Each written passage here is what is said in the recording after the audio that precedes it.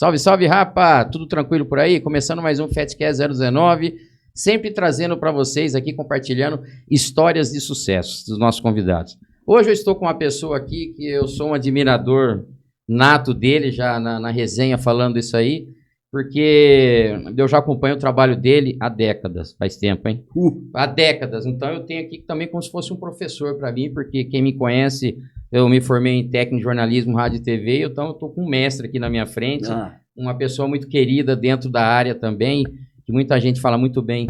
Eu prefiro que ele conte a história dele para você, nada menos que meu amigo Oswaldo Luiz. Como é que você tá, Oswaldinho? Ô, Mauricião, obrigado, cara, graças a Deus, pô. Uma abertura dessa com esse monte de coisa, pô, fico até emocionado, fico muito honrado. Um abraço para você, para toda a galera que tá com a gente. Um abraço pra Gi, que tá aqui comandando o som. Nossa técnica, né? Essa é fera. E assim, é uma alegria muito grande estar aqui. Fazia tempo que a gente tava marcando. Cara, acho que nós estamos conversando uns 4, 5 meses já. Mas então, assim, várias correria, situações. Né, cara, eu passei por um período que agora tá estabilizando, mas eu cheguei a comentar com você. Sim. Foram meses difíceis. A minha esposa se recuperando de um câncer de mama, teve a cirurgia. Eu depois também acabei me mudando de Campinas. Agora, recentemente, em outubro, agora eu fui para a mesa de cirurgia, um susto, negócio do coração. Olha aí. Tive um problema grave no coração, graças a Deus tá tudo bem. Então, assim, foi acumulando. Eu sempre falava para você, Mauricião, aguenta firme, segura uma hora a bola vai rolar. Mas, assim, muita dificuldade, muita coisa. E você mudar escola de filho, trazer filho para cá, ainda que estão na escola antiga, não consegue vaga. Rapaz, eu vou te falar, no mesmo dia eu sou jornalista, radialista, paitorista, paitorista, né, Gi?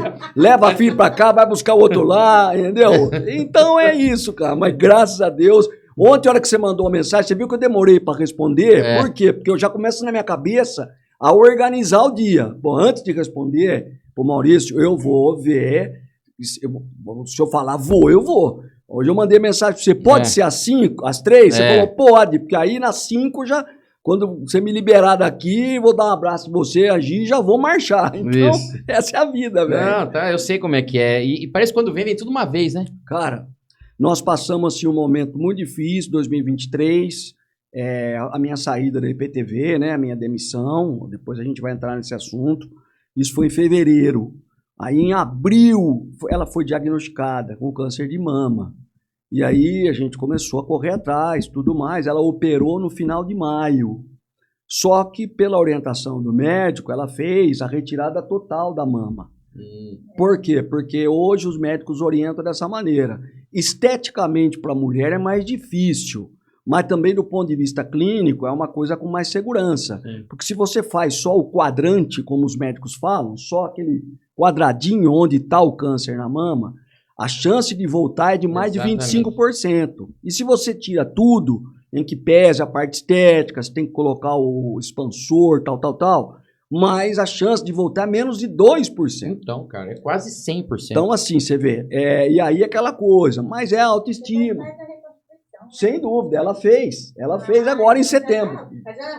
Já tá gerado, já fez tudo. Funilaria, pintura. Eu falo pra ela, vai fazer botox, enche o tanque. Mas fica à vontade, tá tudo certo. Enche o tanque, foi bom. Então, mas aí o que aconteceu? Ela fez a químio, são 12 sessões, foram 12 sessões toda semana. Depois ela passou para uma segunda etapa, que são aplicações, injeções. Só que a injeção, para ter um efeito, ela tem que ser uma a cada 3 semanas. Nossa. Não pode ser toda semana, até porque é forte. Eu ia falar. Então tem que ter um repouso, tudo mais, tal. Então ela fez mais 12 injeções, além das 12 aplicações da quimioterapia. E no dia 23 de setembro, ela fez a cirurgia de reconstituição, graças a Deus, tá tudo bem, fica 2 semanas com dreno, tudo mais. Isso dia 23 de setembro. Em abril desse ano, eu começo a sentir um mal-estar, canseira. Mas assim, eu faço atividade física, corria, tal. E eu falei, isso é ansiedade, nervosismo, preocupação, tal. Pois bem, eu procurei um médico, porque eu estava deitado lendo, só para a galera que está com a gente entender. O meu batimento foi para 180. Deitado, lendo. Não, lendo, Mauricião, lendo. Nossa, eu gosto de ler à noite, às vezes, para dar uma distraída. eu ouço alguma coisa que eu acho que tem um podcast mesmo, e assim... A pressão... Não subiu. Só ele mesmo? Só o coração disparou. Uma arritmia, cara. Eu suei que nem uma... Tava na sauna. Eu não sentia moleza, Gi, porque eu tava deitado, eu tava meio que relaxado. Eu não levantei. Aí passou. Demorou para voltar, demorou umas 3, 4 horas para voltar no ritmo. Falei para ela, né, Flávia, Flávia, então vamos ver. Eu sei que passou mais um mês, tive outro. Eu fui para São Paulo narrar um jogo pela Zap. O meu jogo era muito cedo, no dia seguinte, era um jogo de... Não era futebol. Era um domingo? Não, era um campeonato de sexta para sábado. Era um campeonato de basquete 3 contra 3. Tá. Campeonato mundial. E é um jogo emendado no outro. Street, não sei do que. Tipo basquete street. Uma coisa Mas assim. é o 3 contra 3, não é aquele que um faz a manobra contra o outro, que é mais o street. Tá. É 3 contra 3, uma tabela só, quem chegar primeiro em 21 pontos ganha. Só que era um campeonato mundial e o menino coordenador que me contratou falou, Oswaldo, é um jogo emendado no outro. Você toca o bar com 7, 8 jogos? Eu falei, tudo bem, ué. Só que aí pedi pra ele, falei, só que você faz o seguinte, eu não vou sair de Campinas 4 horas da manhã. Me dá um hotel aí pertinho da produtora, eu durmo aí, porque no dia seguinte, 6 horas, acordo, querendo ou não, um tempo a mais de sono, tomo um café, 7h30 eu tô na produtora. E beleza. À noite, deitado, eu tive outro. Mesma coisa. No hotel. E sozinho? Sozinho. Ah, não, minto, perdão. A Flávia tava comigo. Falei pra ela, vamos comigo, tal. Eu vou ficar umas 6, 7 horas e a produtora é perto do parque do Ibirapuera. Falei, vai dar um rolê no parque, vai passear, vai tomar uma água de coco, vai dar um giro, eu fico lá depois, então, beleza. De novo, mesma coisa, 170, tá. Esse foi pior porque demorou. Eu comecei a ter, era umas 10 horas, foi estabilizar mais de 4 da manhã. Nossa, e aí começa a ficar mais nervoso ainda, porque a situação não melhora, parece que vai ficando pior. Pior ainda. Aí eu falei, bom, peraí, vamos pro médico. Aí fomos ao médico, tal, o doutor Renato Fortuna, ele me examinou de tudo quanto é jeito, pediu um caminhão de exame e já me levou para um cirurgião, me indicou.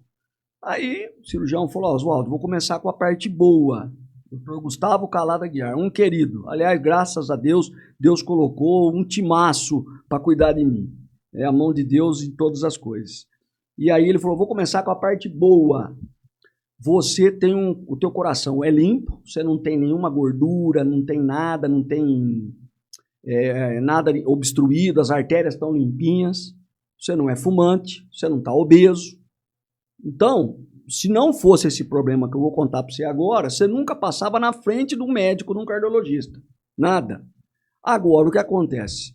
A válvula do coração, essa válvula chama mitral, ela é uma válvulazinha mesmo. O sangue passa de um lado para o outro, para quem está vendo a gente, o sangue vai de uma cavidade para outra do coração e ele não pode voltar. E a minha válvula não fechava, o sangue dava o refluxo, igual o refluxo de bebê. Sei. Quando regurgita o leitinho, mamãe, é a mesma coisa, só que o sangue. Ele só ia e não voltava. Ele voltava e não podia voltar. Ele não podia voltar. Ah, entendi. E ela não fechava, porque o sangue, ela abre, o sangue vai e ela pum. E ela não fazia isso? Não, ficava assim, voltava o sangue. Nossa. Aí, por isso que dava taquicardia, porque o coração começa a trabalhar mais forte para não deixar voltar muito sangue. E os pulmões, por isso que eu comecei a sentir canseira, ele começa a trabalhar, mandar mais oxigênio para o coração trabalhar melhor, trabalhar direito. Então, o coração é tudo uma coisa ligada na outra. Bom, para resumir a história, para a gente mudar de prosa, quando foi em abril, ele falou, Oswaldo, segue a vida, vou dar uns remedinhos para você não ter mais ataque cardíaco, não, nós vamos ter que operar. Aí ele falou, a parte ruim é que é isso que você tem e não é remédio, é cirurgia. Nós temos que operar. Então esses remédios é para você dar uma acalmada. Só para equilibrar, tá. Estabilizar, mas a válvula não ia fechar. E aí quando foi março de 2025, a gente opera. Um ano eu vou ficar fora um período aí, nos cursos e tal. Falei, doutor, da minha parte tá fechado. Beleza, março tá marcado. Ano que vem, beleza. Bom, tudo bem. E vai para cá e vai para lá. Um dia eu chego no SBT para trabalhar, aqui em Campinas, ela na Hermas Braga, na Nova Campina. E ali é duro para estacionar. Por isso que eu falo que Deus cuida dos detalhes. Eu sempre consegui uma vaguinha ali.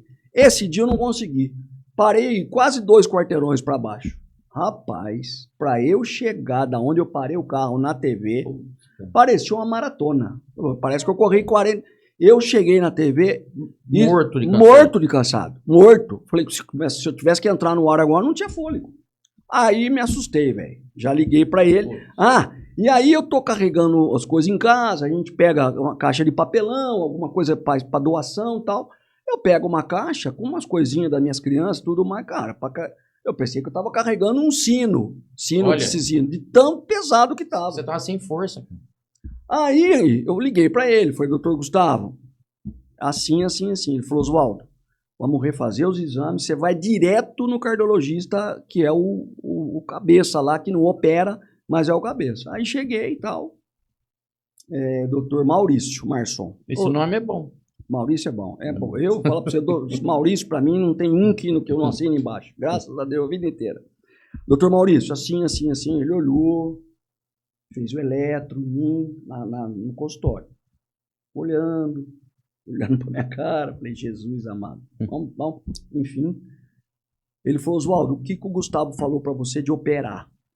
Eu falei, doutor Maurício, ele falou março. Isso era outubro.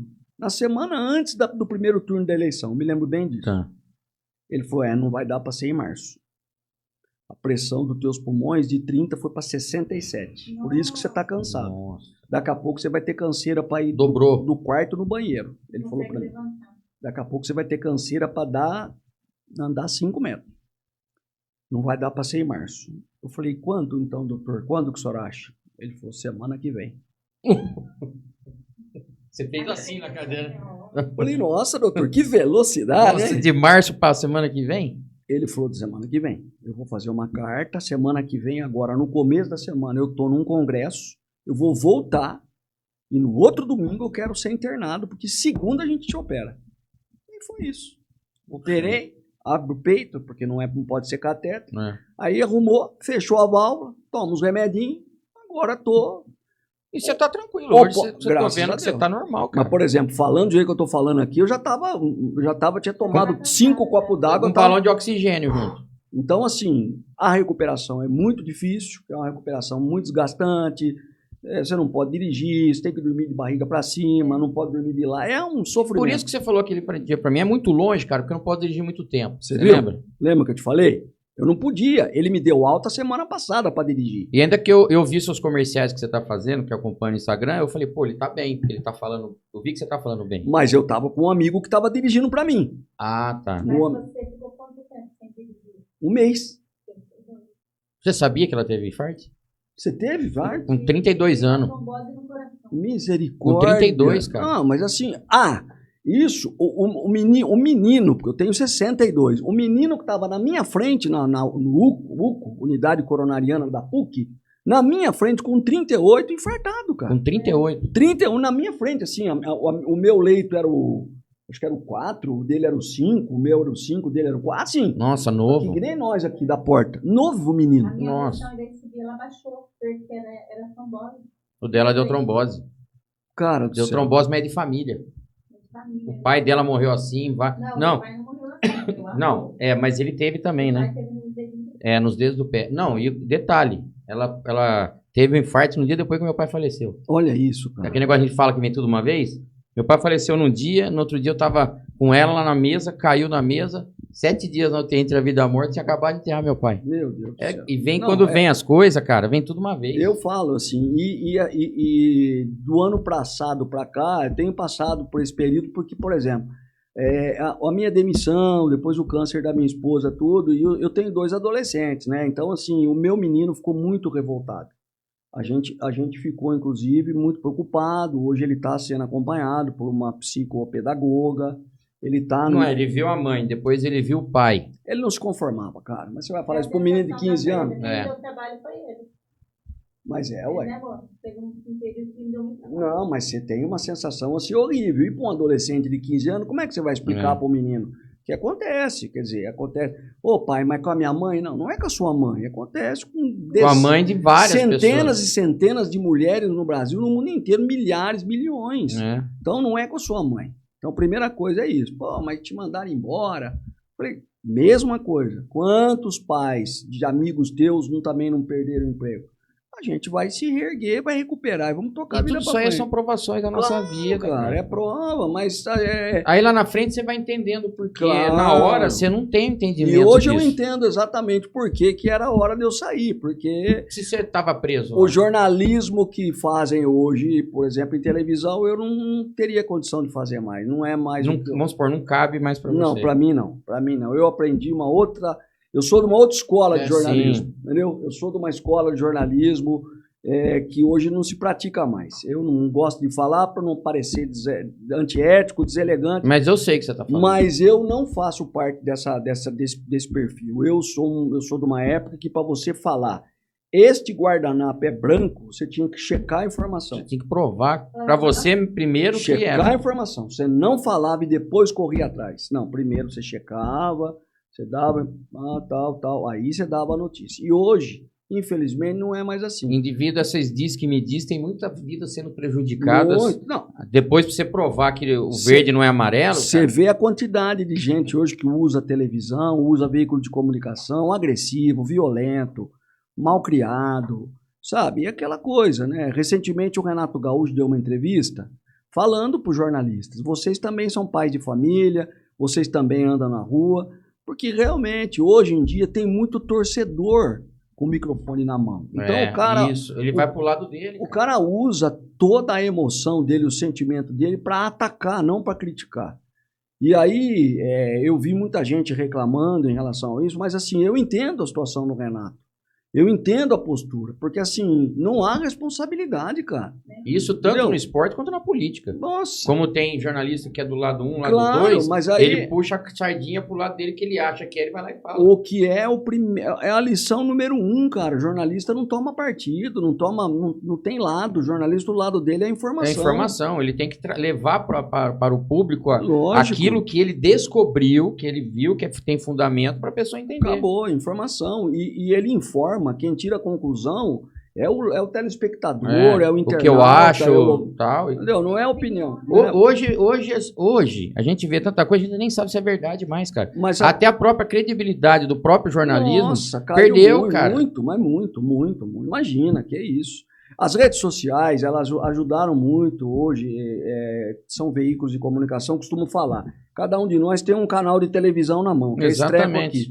Mas assim, muita gente sem responsabilidade, sabe? Muita gente sem sabedoria, discernimento, sai falando, aí chama o cara disso, daquilo, e aí começa a falar do salário, umas coisas assim que num país como o nosso, tanta gente passando dificuldade para comer 2 vezes por dia. É. Eu tava falando isso pra ele esses É. dias, que eu acho que é muita ostentação. É. Demais. Desnecessário. Totalmente. Muita gente faz tanto bom. Sem dúvida. E o que é pior, aqueles que até são mais reservados, mesmo assim, os comunicadores, alguns, inclusive, falam do cara, da pessoa. Então, assim, Você sabe que você fazer sucesso, você vai dar notícia ruim você não fazer nada pra ninguém. Porque o sucesso incomoda muita não gente. tenha dúvida, não tenha dúvida. Então, E assim, a gente passou por tudo, graças a Deus, mas Deus foi muito generoso, tá tudo certo, as crianças já estão bem estáveis, passaram tipo assim, de ano.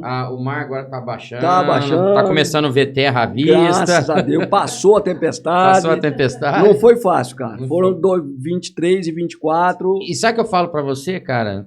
Só quem passou sabe. Uhum, Né? com certeza. Só quem passou sabe. Exatamente. Uma coisa, a pessoa às vezes nunca passou por isso, fala, só quem passou e quem tava do lado passando sabe que é isso. É a mesma coisa quando alguém, essa coisa da depressão, síndrome do pânico. Quem tem, sabe. Eu sempre falo, gente, vocês não sabem, eu tinha um colega lá na DPTV que eu falava muito pra ele, você não sabe o que é isso, cara.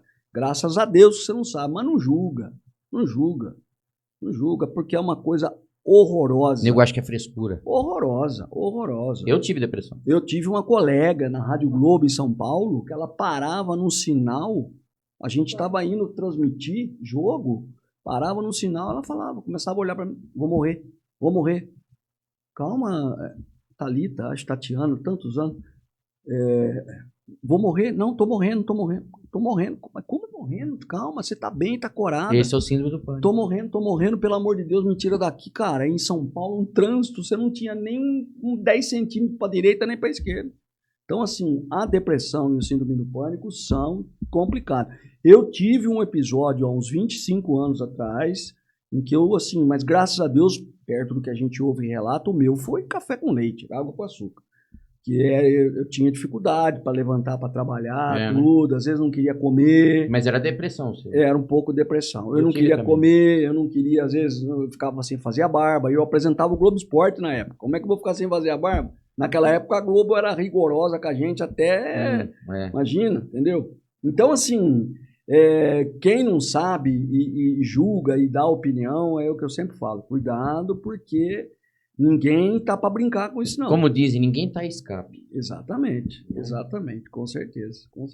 Então, vamos virar o disco agora. Como nós estamos cheios de disco aqui. Coisa linda. Vamos pro lado B agora. Vamos lado B. Começamos no lado A, que é aquele lado das músicas pesadas, na metaleira. Agora vamos no lado B, mais tranquilo, umas lentinhas, um jazz, um negocinho mais leve. Boa. Nosso amigo Oswaldinho. O Oswaldo, ele é da onde? O Oswaldo, ele é da nossa cidade aqui de Campinas, ele nasceu na região, outro estado. Da onde que veio o nosso amigo? Eu sou de São João da Boa Vista. São João da Boa Vista? Olha aí, perto de Aguaí, de Espírito Santo do Pinhal. Nossa. 120 quilômetros daqui. Mas sentido pro lado de Itapira, isso, lado lá? Itapira você entra à direita, São João você segue reto na Demar de Barros. Eu morei em Itapira 2 anos. Então. Itapira você entra à direita ali, aí temos Jimirim, Mogi Guaçu, São João, lá na frente a bifurcação. À direita é Espírito Santo do Pinhal, à esquerda São João da Boa Vista. Olha só. Aguaí, São João da Boa Vista. Aguaí. Você ficou muito tempo lá, cara? Eu fiquei 10 anos. Eu nasci lá, fiquei um pouquinho. Aí meu pai foi transferido, meu pai era bancário. E foi transferido para Vargem Grande do Sul, que é uma cidade pertinha, como nós aqui, Jaguariúna, 15, 20 quilômetros. Até menos, talvez daqui, Hortolândia, por aí, Sumaré. Aí eu fiquei 1 ano e meio lá, nós voltamos para São João da Boa Vista, aí eu saí de São João com 12 anos. Fomos para Serra Negra. Serra Negra? No Circuito das Águas. O meu pai, essa foi uma promoção que o meu pai teve no banco. Você gostou de morar lá? Serra Negra? Gostei. Apesar de ser uma cidade turística, naquela época, era bastante movimentada como é hoje, Muito movimentada. Sempre foi, Sempre foi. E eu morei quando era um ovinho, tinha 10, 12 mil habitantes. Sim. Hoje deve passar de 50. Eu morei lá 8 anos, de 72 a 80. Até os 18, mais ou menos. Isso. Eu mudei para Campinas com 17 para 18. Sim. Aí, em 1980, nós mudamos para cá, eu fiquei 8 anos em Serra Negra, meu pai ajudou a desenvolver lá o banco, tal, a agência. Na época, o Itaú tinha isso, era posto bancário e depois virava uma agência bancária. E esse trabalho, tal, meu pai mais uma vez foi premiado, veio para cá. Aí nós viemos para cá. Nesse período, os meus pais se separaram, em 1980. Ficamos somos em 4 irmãos. O caçula, que na época não era nascido ainda, do relacionamento segundo do meu pai, e eu e 2 meninas. Aí nesse período foi o período que a gente mais teve dificuldade de adaptação, porque cidade nova, sem a referência do pai dentro de casa. Era uma cidade grande. Grande. Perto de onde você estava. Louco. Eu cheguei em Campinas, tinha 500 mil habitantes. Então, cara. Era uma baita de uma cidade. Assim, é coisa de criança. Eu me lembro a primeira vez que eu entrei no viaduto Cury, passando por cima. Você pegou da época que era o Lago do Cisnes? Lógico, claro. Eu peguei na época que a Moraes Salles ainda era 2 mãos toda, ida e volta. Exatamente. De lá para cá você vinha, passava e ia pro castelo. Isso. E daqui para lá você ia direto. Lá embaixo à direita, o Laurão, você ia pro Guarani, reto era Souzas. Isso. Não tinha Shopping Guatemi, não tinha nada. Guatemi acho que é de 80 e pouco. E Souza quase não tinha nada também. Nada, imagina, era a estrada, era uma estrada com terra ali, praticamente vicinal, com certeza. Aí nós viemos para cá em 80, e aí eu segui por aqui, fiz faculdade e tal. Então, nós conversamos, você estudou no Senac também, né? Eu estudei no Senac, eu fiz faculdade na PUC, eu fiz faculdade, na verdade, assim, o rádio, o jornalismo esportivo, lá em Serra Negra eu trabalhei 2 anos. Ah, você trabalhou lá? Com 16 e 17 anos. Pô, que bacana, cara. Em rádio? Em rádio Serra Negra. Então você sempre teve essa paixão pelo rádio? Muito. A minha vida é o rádio. Eu amo o rádio. Televisão, para mim, é o que eu falo. Televisão deu sustento para mim. Mas a minha paixão é o rádio. O amor é o rádio. O rádio, A televisão é a esposa, o rádio é a mãe. Entendeu? É mais ou menos isso. Boa. Eu não tinha pensado nisso. A televisão é a esposa, que vai pro resto da vida, mas o rádio é a mãe. É aquele amor que é Sim. né, de primeira vista. Sim. E assim... Lá, mas você trabalhava na área do esporte lá, cara? Eu fiz um teste com 16 anos. Mas você já estava estudando? Ou não? Tava no colegial. Tava no colegial? Tava no colegial. Eu tenho 62 anos, eu nasci em 62, novembro de 62. Isso é 78, eu tinha 15 para 16 anos. E o meu pai era gerente do Banco Itaú e o diretor da rádio, o proprietário da rádio e tal, ele era cliente. E aí um dia, conversa vai, conversa vem, meu pai falou, puxa, cara, deixa eu te falar um negócio, o meu filho, ele é enlouquecido por rádio. Ele fica dentro do quarto, ele narra o campeonato inteiro, o jogo de botão. Olha Se só. largar, ele fica o dia inteiro. O moleque não quer sair e tal. Será que não tem a possibilidade dele fazer um teste para fazer alguma locução?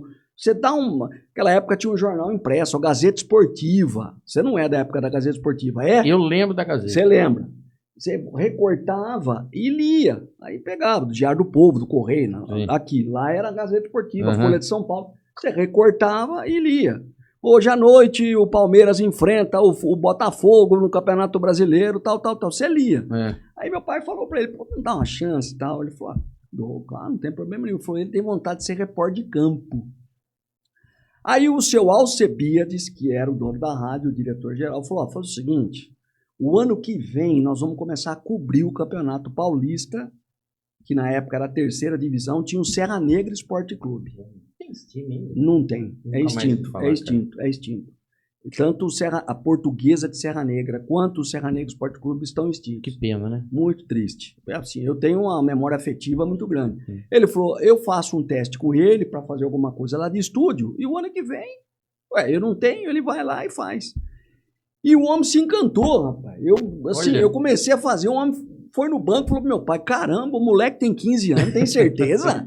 Ele não tem 15, ele deve ter uns 20 e pouco, porque, pô, ele sentou lá no microfone e, pô...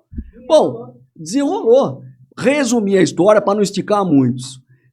Eu sei que 1 mês depois, 2 meses depois, ele me deu um programa para apresentar. Um programa ao meio-dia. Rapaz. Eu saía da escola 20 para o meio-dia, que terminava a minha última aula, pegava carona. Para chegar no horário. Para chegar. Só que esse amigo meu, ele me dava carona, só que ele parava na praça de Serra Negra. Tá. E a rádio ficava numa subida lá perto da matriz da igreja.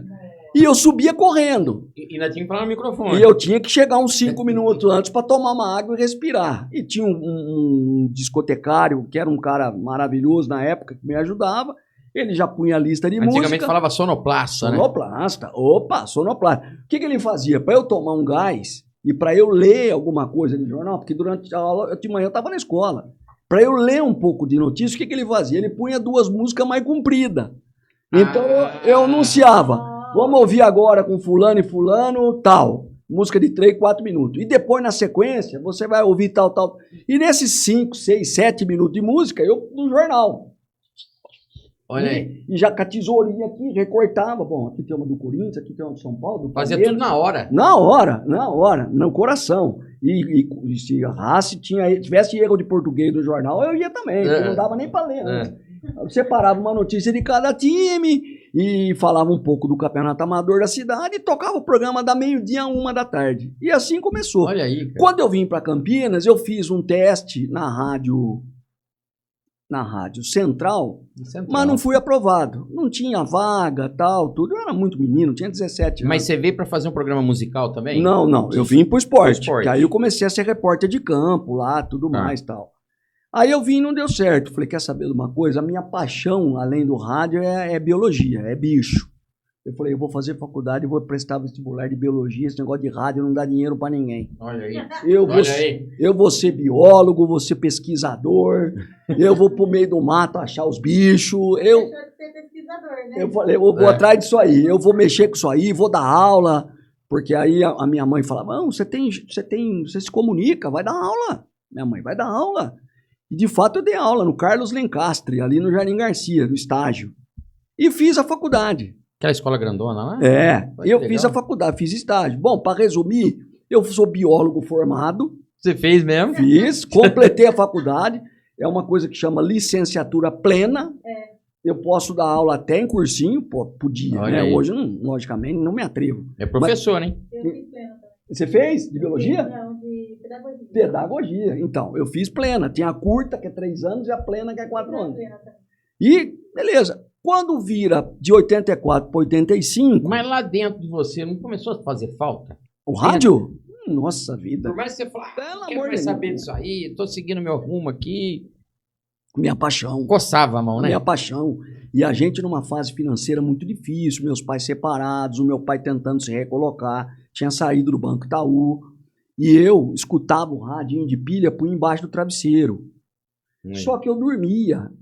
Meu amigo, era um jogo de pilha, cada 3 dias acabava a pilha, porque eu dormia com o rádio ligado, acordava no outro dia, minha mãe queria me esgoelar. Imagina. Porque, pô, Você põe na geladeira a pilha? Você lembra dessa época? lembro O cara- de botar no congelador para congelador. recarregar. Você lembra? Ô, que eu sou, lembro. Eu tá, mais ou menos. É, durava uma meia hora. Meia horinha a mais. Se era pra acabar às 4, acabava igual nós. É. Se era pra acabar 4h30, acabava às 5 horas. É. Então tá tudo certo. E aí nós fizemos isso. Eu fazia, minha mãe queria me esgoelar. Minha mãe, e assim, a gente realmente numa situação financeira difícil, apertadinho. Meu pai lá dando, ajudando e tal, mas eu estudando. As minhas irmãs menores estudando também, tudo em colégio público, obviamente. A minha mãe começou a trabalhar num restaurante, como, graças a Deus, como gerente do restaurante. Começou como recepção e foi a luta para poder tocar a vida. E nesse meio tempo, o meu pai arrumou um emprego numa empresa de ônibus chamada Insatur. Insatur. Ficava ali no Jardim Leonor, atrás, lá embaixo, Tá, na macarronada tá. italiana da descida lá. Sim. Minha mãe trabalhou depois que virou ursa. É isso, ela mesmo, Ali. E meu pai arrumou um emprego. E a Ensatur fazia o quê? Transportava as equipes de rádio. Não, mas o negócio tava seguindo De você esportes. há tempo. De esportes. Não adianta. Ou era Verdade. no banco, o pai trabalha no banco, conhecia o cara da rádio, aí vai trabalhar e leva os caras do Os chefes das equipes de esporte iam lá na empresa, meu pai assumiu a gerência, iam lá para pedir o ônibus, tal, reservar, tal. E o meu pai, de novo, né, falou, pô, cara, o meu moleque... Já tal, vi essa história. terminou, já parece que eu já escutei É. isso, terminou a faculdade e tal, mas ele queria e tal, e aí o Marquinhos, o Chedi, filho do Nabi, eles eram os donos da empresa, aí o Marquinhos falou pro meu pai... Do Bragantino lá? Isso. O Marquinhos falou pro meu pai, deixa que eu vou pedir. O senhor não vai pedir, eu vou pedir. Eu vou pedir pro Zé Arnaldo, da Rádio Central. Ô, Fernando, saudades. Faleceu recentemente. Eu vou pedir pro Zé Arnaldo. Aí o Zé Arnaldo, manda ele ir domingo lá no campo do Jardim Aurélia, vai ter um jogo do Amador, ele vai fazer teste. Não adianta mandar fita cassete pra cá, porque eu não vou escutar. Tá. Quero ver ele já... Não quero saber de piloto. Não quero piloto, não quero teste, não quero nada. Eu quero botar ele na arena já. Se souber falar, vai. Se não souber, não vai. Eu fiz o jogo, jamais vou me esquecer. Jardim Aurélia e Botafogo, 2-1 pro Botafogo. Narração de Clóvis Pereira. Comentários de Mário Celso, que hoje está em Santa Catarina, o Clóvis já faleceu. E reportagem de Oswaldo Luiz. Ah, olha que legal, cara. Primeiro, dia 19 de maio de 1985. Caramba, O ano que vem, se Deus quiser, eu faço 40 anos. olha só. E E aí fomos. você Aí começou entrevistando o jogador. vai jogador e tal, não sei o quê. Aí pessoal gostando, vem semana que vem. Volta aqui semana que vem. E os cursos que você tava dando? Larguei tudo. Falei pra minha mãe, eu não tô recebendo nada, mas pelo menos eu vou lá, eles me pagam uma comida, um lanche e tal. Olha que é pra trabalhar por amor, você vê. Eu como tem. pegava o ônibus, a gente morava no Chapadão, eu pegava ali o Proença, na Avenida Alberto Sarmento, descia ali em cima, ia até o centro, até o Mercadão, aí subia a pé até a Lusitana 717, onde era a Rádio Central. Um pouquinho antes de chegar na Moraes Salles. A central era ali. Era ali, 717. O Zé Arnaldo morava naquele prédio em cima. da Olha, rádio. longe, né? Ali, dava a voltinha assim. E aí foi. Só que chegou um determinado momento, lá para julho, uns 3 meses depois, ele me chamou e falou, garoto, eu não tenho dinheiro para te contratar, cara, eu não vou ficar fazendo C20, você tá gastando ônibus, você tá vindo, entendeu? Comendo um lanche, eu não tenho, então, assim, não dá. Aguenta um pouco que a Rádio Educadora, que hoje é a Band, vai montar uma equipe de esportes. A educadora AM. AM, 1170. Uhum. Aguenta a mão, que eu acho que quem vai assumir lá é um cara que é meu amigo e eu vou passar uma bola para ele para te levar. Paulo Moraes, de Piracicaba, um dos maiores repórteres que essa cidade já teve, faleceu também, infelizmente, há uns 10 anos aí. Obrigado, Zé. Você fica na sua casa, aguenta firme, segura a bronca que... Passou um tempo, o Paulo Moraes me ligou. Oswaldo, pode vir aqui na rádio? Posso. Então tá, pode vir então. Aí fui. Aí comecei na Rádio Educadora, o primeiro salário que eu ganhei, que era 850 cruzeiros. Não, minto, ô louco, 850 era muito pra época. 580. 850 eram os caras fera já. Era os top. 580. Aí passou. Bem, pra quem não tava ganhando nada, fazendo... 580 eu fiquei rico, então, fiquei milionário. Já primeiro pagamento, já comprei camisa, comprei fita, comprei disco, fiz a festa. Torrei, cheguei em casa, deixei 100 cruzeiro pra minha mãe, coitada da minha mãe. O resto eu gastei tudo. E aí foi, passou o tempo, o ano seguinte, 86, ano de eleição, para governador, o Antônio Carlos Tedeschi, que era o correspondente da Rádio Record aqui em Campinas, só que ele assumiu a campanha do Quércia, e aí ele precisava indicar outra pessoa para o lugar dele na Record. Aí ele me indicou. Aí eu fiquei lá como correspondente da Record 3 meses. Aí no final do ano eu tinha proposta para ir para São Paulo, da Record, da Jovem Pan e da Gazeta. Ô, garoto! Aí a coisa mudou. Caramba, cara, graças a Deus. Eu tive proposta das 3. Pô, você viu como você começou a aparecer, cara? Porque... A gente acha que não tem ninguém olhando a gente, né? Imagina. Eu fazia como se fosse a última bolacha do pacote. Sei. Aí fui, cara, e depois não parei mais. Puxa. Aí fiquei 1 ano na Gazeta, depois fiquei 5 na Rádio Globo. Você trabalhou em São Paulo, então? 9 anos. Fala uma coisa pra mim. Lá dos caras de São Paulo, quem que você conheceu hoje aí que você pode falar pro pessoal aí, também mais de expressão? Lá, tanto da Gazeta, esses lugares, aí você fala, pô, trabalhei com fulano de tal. Eu vou te falar, eu fui muito... Que você até chegou e falou, pô, tô do lado desse cara. Eu fui muito abençoado, eu fui muito privilegiado. Eu trabalhei com o Osmar Santos na Rádio Globo, né? 1 ano e meio, né? O pai da matéria. Eu trabalhei com o pai da matéria, né? Então, assim... Sou fãzaço. O Oswaldo Maciel, o Oscar Ulisses... Você trabalhou com esses caras? Trabalhei com o Luiz Roberto, que hoje é o número 1 da TV Globo. O Luiz Roberto é aquele que entrou no lugar do Galvão Bueno. Isso aí. Sabe de quem? É isso aí. O Luiz foi meu parceiro. O Luiz tem uma história interessante. Ele passando de São Paulo para São João da Boa Vista de carro, me ouvindo rádio, me ouviu. Lá na época... Isso, que eu estava na Rádio Central. Eu tinha voltado da Rádio Educadora para Central, porque o Renato Leal foi para a IPTV, que na época era TV Campinas, abriu a vaga, o Zé Arnaldo me trouxe. Falou, não, agora chegou a tua vez, pode vir. Aí eu fui para a Rádio Central. O Renato Leal, que está na Educativa, dá umas prévias lá. Isso, esse mesmo. Foi meu chefe na IPTV 20 anos, aposentou. Só de falar da IPTV, depois eu vou falar do Canal 25. Uma coisa. Tá. Lembra? TV local, tá. Aí, ele passando, ele escutou, ele me ouviu. Ele estava ouvindo o jogo e tal, aí a Gazeta estava procurando repórteres. Ele parou num posto e ligou para a rádio. Escuta, que jogo é? Quem que tá nessa transmissão aí? Aí o técnico lá, o cara que atendeu, falou, é Ponte Preta e não sei quem, eu era setorista da Ponte. O narrador é o Roberto Leite. Ele falou, não, o menino, o repórter, como é que chama? Porque era um repórter só. O repórter é o Oswaldo Luiz. Oswaldo Luiz, você pode anotar um número? Marca aí, pede para ele me ligar. Aí eu liguei pro Luiz Roberto. E nós dois somos de São João da Boa Vista. E nunca nos encontramos lá. Aí ele me levou para São Paulo, tal. Aí 1 ano depois eu fui para a Rádio Globo. E aí eu indiquei ele para a Rádio Globo. Olha que coisa. Meio que, né? Como é que é? Aquela coisa de uma mão ajuda a outra. Exatamente. E aí eu fiquei lá. Então, assim, o Luiz, o Kleber Machado era repórter que nem eu na Rádio Globo. Você chegou a pegar o Faustão? Eu tava começando, o Faustão tava parando. Tá. Eu peguei em alguns jogos, mas poucos. Ele era irreverente daquele jeito? Demais. Os caras falaram que até no campo ele inventava uns negócios lá, que os locutores quase caíam lá. Mas ele era muito sarrista. E os caras também judiavam dele. Os caras os caras pegavam no pé dele direto, entendeu? Por ele ser assim. Por ele ser assim, porque ele não perdia piada. Eles fama, né? E aí o que acontecia? Os caras também, quando ele deixava a deu bola brecha, pingando, deu brecha. um abraço. Já era. Então eu peguei um pouquinho do Faustão, mas aí peguei o Vanderlei Nogueira, Vanderlei o Nogueira. Cândido Garcia, o Roberto Carmona, o Márcio Bernardes, o Henrique Guilherme, Nossa, você repórteres. trabalhou só com o cara Oswaldo monstro, Pascoal, o Ângelo Olha aí. Ananias, Romeu César, que faleceu, meu amigo, meu irmão querido, faleceu em 2020. A Rosângela, a esposa dele, as meninas, assim, nossa, família aqui de Valinhos, inclusive. Então, assim, eu tive grandes comentários. Paulo Roberto Martins, o Morsa, que faleceu, Morsa. foi meu comentário. Ô, Morsa.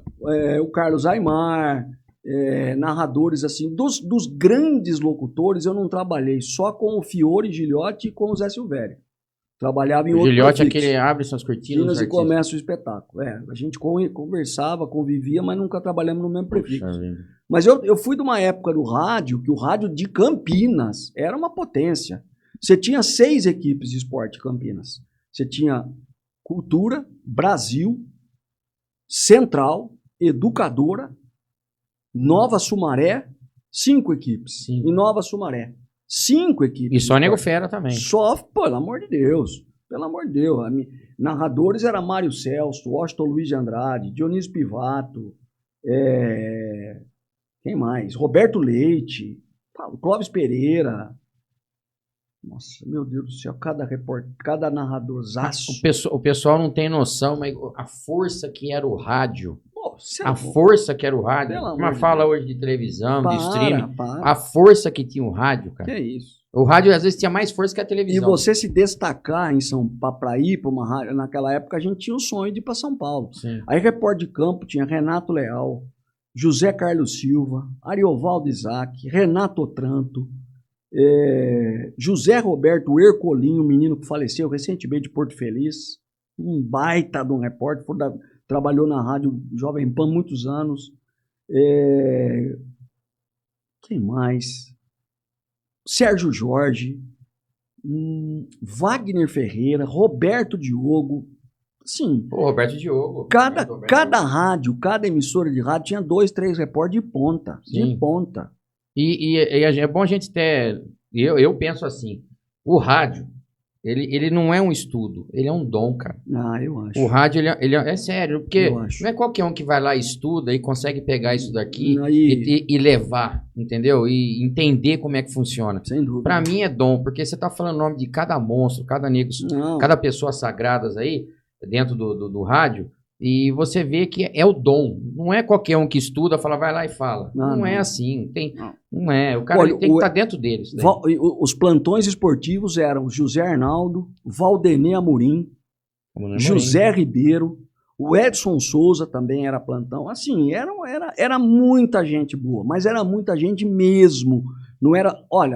Olha só os caras que eu esqueci. Pra você ter uma ideia da quantidade. Pereira Neto, Pereira Esmeriz como comentarista, Paulo Moraes, que foi meu chefe na Rádio Educadora. Rapaz, assim, era para onde você olhava no campo, você via Renato Silva. Renato Silva. Bico Fino. Fez O hino da Ponte Preta. Bico Fino. Quem beijou, beijou. Quem não beijou, não beija mais. Fecha o chão e segue o enterro. Você sabe que eu conversei com o Jota do City Bar sobre esse cara aí. Aqui, ó. J. Santos. Você sabia que o J. Santos trabalha em rádio também? Claro, tem o programa do futebol português. Do português. Bom, pra você ter... outro comentarista que já faleceu, que era um baita comentarista, 2 que eu vou falar. Brasil de Oliveira, Carlos Gonçalves. Brasil de Oliveira. O Jota, ele tinha um programa de esportes aos domingos, mas assim, a concorrência era tão grande que mesmo um programa de qualidade como o Jota fazia, com todas as informações do futebol da Europa, Portugal primeiramente, pela raiz dele, mas era difícil você encaixar na grade de programação, cara. Pra então, você ver quantas coisas boas que tinha. Quantas coisas tinha. Ou então, assim, o Jota fazia o programa, me lembro perfeitamente, que era pré-transmissão. Era acho que da meio-dia a 1 ou das 11 ao meio-dia. Era maravilhoso. Meio-dia a 1? É isso aí. Então, assim, mas era muita coisa, muita gente. Você sabia, quarta nós estávamos aqui, eu entrevistei ele, na hora que acabou ficamos na resenha. Ele entrou ao vivo daqui, numa rádio, lá em São Paulo, falando da Portuguesa. Que ele também fala da Portuguesa de Esportes. Boa Nova, será? Rádio Boa Nova? Rapaz, não lembro. Ele entrou no celular, É. numa live ao vivo. Ele aqui, eu coloquei aqui pra ele, do celular dele. Ele ficou aqui 1 hora, Não, sentado pelo aqui, amor de falando com os caras ao vivo. Eu falei, olha, o cara tá dentro do meu podcast falando esporte. E você vê o conhecimento que ele tem. O rádio esportivo de Campinas, indiscutivelmente, até o início dos anos 90, pouco mais. Acho que até 96. Foi a 96. maior escola, o maior formador de profissionais de rádio do interior do Brasil, Campinas. Muito de perto, seguido por Ribeirão Preto e por Santos. Ribeirão Preto e Santos também. Eu acho que, lógico que eu vou fazer uma comparação. Parece que o rádio daqui acompanhou o celeiro de craques de Guarani e Ponte Preta nos anos 80, que revelava craques para o mundo, não só para o Brasil, como a parte esportiva aqui também parece que cresceu todo mundo junto, né? Sem dúvida. Né? Porque é o que eu sempre falo, Mauricião, os times de Campinas fortes é uma imprensa forte. Exatamente. Porque você, naquela época, fazia fila de anunciante. Até porque era importante para o empresário, para o dono da empresa, do restaurante, do comércio, seja do que for, loja de sapato, loja de roupa, loja de material esportivo. Até do açougue, o cara que tem açougue, lanchonete. Era importante ele ter a marca dele na emissora de rádio na hora do esporte. Entendeu? Então era muito importante. Sim. Hoje, o cara não vai pôr o dinheiro aí, porque ele vê a decadência do futebol de Campinas. Sim. E não é por acaso, assim, eu sou muito cauteloso para falar disso, até para não ser, mais uma vez, deselegante. Mas, por exemplo, o rádio de Campinas hoje, ele ainda sobrevive de gente da minha geração. Exatamente. Da minha geração. Sim. Então você vê, por exemplo, Alberto César, o Carlos Batista, é gente da minha geração. Exatamente. Eu era repórter de campo desses caras. João Carlos de Freitas. Então, assim... os caras que estão segurando a peteca, vamos dizer assim. Mas exatamente isso. A tua colocação, a tua frase é perfeita. Os caras que seguram a peteca. Porque realmente não se formou mais ninguém. Não, cara. Tem um aqui, outro ali, tal. Eu não sou a pessoa mais indicada para falar, porque eu ouço pouco, quase nada. Então, assim, mas não se forma mais. Naquela época, o cara vinha de São Paulo. Se ele viesse de São Paulo para formar, vou para Campinas hoje, que vai ter um jogo lá, Ponte São Paulo, Guarani e Palmeiras, eu preciso achar um narrador, um comentarista e um repórter para fazer o convite. Ele achava. Numa transmissão ele achava. Sim. Entendeu? Achava o narrador mais clássico, Roberto Leite, Alberto César, mais Osmar Santos, Mário Celso, Dionísio Pivato, repórter mais clássico, Ariovaldo Isaac, Wagner Ferreira, da nova geração, Oswaldo Luiz, Ercolim, Mário Filho, enfim, assim, tinha de tudo, comentarista, mais para um lado, mais para o outro, então tinha de tudo. Era um celeiro. Infelizmente, hoje, parece que, falando da pessoal da antiga, o Maurício Camargo parece que comentou comigo que eu acho que o Milton Leite estudou junto com vocês. Estudou. Né? Nós somos a primeira turma do SENAC, na Rua Sacramento 490. Naquela época, 1985, aliás, o Maurício Camargo, outro baita nome, pelo amor de Deus. Então, você vê, se você ficar mais 10 minutos, vamos lembrar mais uns 15. Então, assim, o que aconteceu? Naquela época, não havia a obrigatoriedade do DRT, do carimbo. Isso, exatamente. Então, muita gente fazia sem ser radialista. Então, era um cara que era dentista durante a semana, no fim de semana era comentarista esportivo, o cara que era representante comercial e no final de semana narrava.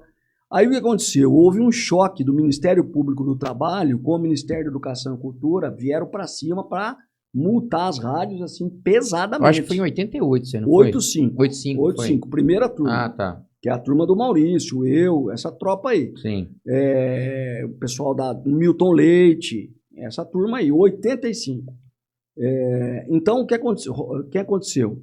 Houve uma determinação do seguinte, abrir-se um curso para radialistas, curso profissionalizante, com a chancela do MEC e do Ministério Público do Trabalho. Quem não fizesse o curso, se continuasse na rádio, a rádio ia ser multada. Então, foi uma loucura, todo mundo foi. E eu aí fiz parte dessa primeira turma. Rockenberg Duarte, Edivaldo Ferraro, gente do FM. De AM, o João Carlos de Freitas, eu, quem mais? O Mauricião. Cara, tudo isso na mesma sala? Na mesma sala. Numa sala dessa aí eu nem estudava, só ficava olhando pro lado. Na só. mesma sala. Na mesma sala. Eu falei, você tá aqui, É a turma de... Não, eu não ia estudar, eu ia ficar só olhando pros O caras. nosso professor de rádio e comunicação era o Sérgio Salvucci, cara. Olha. Foi um dos maiores nomes, se não o maior nome de Campinas. Nossa, que time, cara. Essa galera toda na mesma equipe. Quem mais que tinha? Tinha um pessoal de Jundiaí, Cassiano da Silva, o Adilson Fredo, que é pai desse menino que está na Band, o Heitor Fredo, Olha o aí. Milton Leite. O curso era de terça e sexta, das 7 às 11h30 da noite. Eles vinham juntos de carro, era um curso na época de 6 meses, de junho a dezembro. E aí foi que eu tirei, eu também tirei. Eu tinha já, pelo fato de ter trabalhado lá em Serra Negra, eu tinha uma carta da pessoa, do dono, atestando que eu era radialista. Tinha mesmo esse negócio da própria rádio fazer. Né? Antes de 78. De 78 para frente. Aí acabou. Aí você tinha que ter ou a faculdade de jornalismo ou ser radialista formado. Sim. Só que para radialista não tinha curso. Ou você entrava na faculdade, ou você era pirata, né? Vamos dizer assim. Então, essa turma toda foi formada lá. Era muita gente boa. Então, essa foi a primeira turma formada no Senac.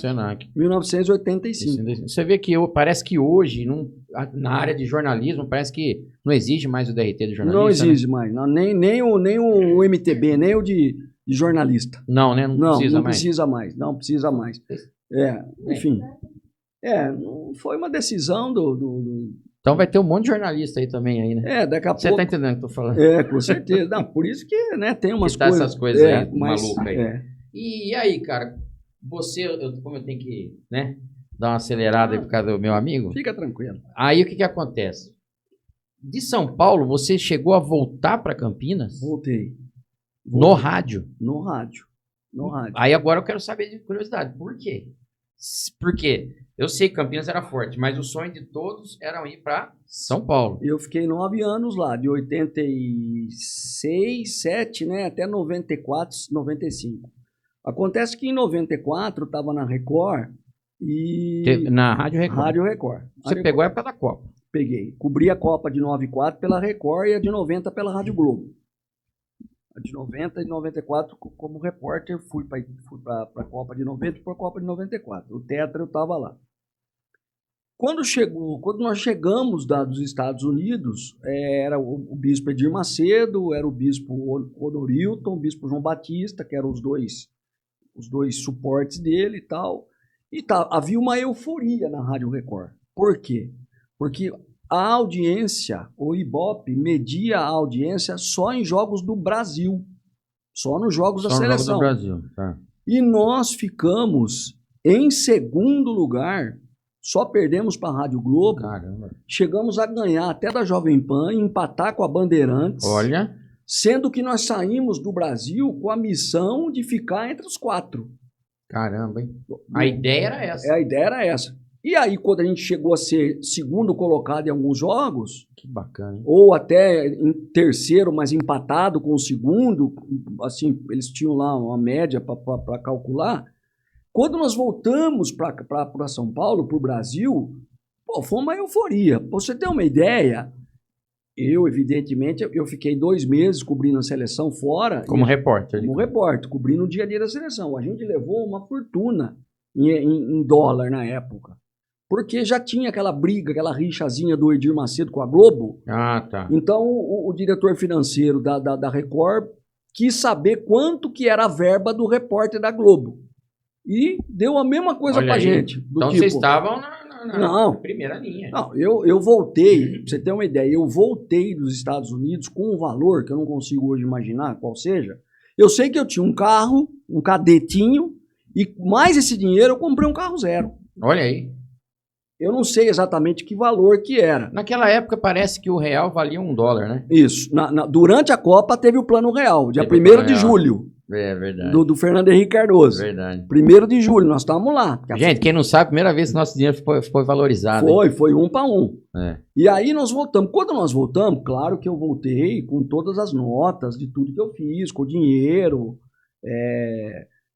lavanderia, porque você fica 2 meses fora, não tem roupa para 2 meses. Então você levava em lavanderia, lavava aquelas lavanderias.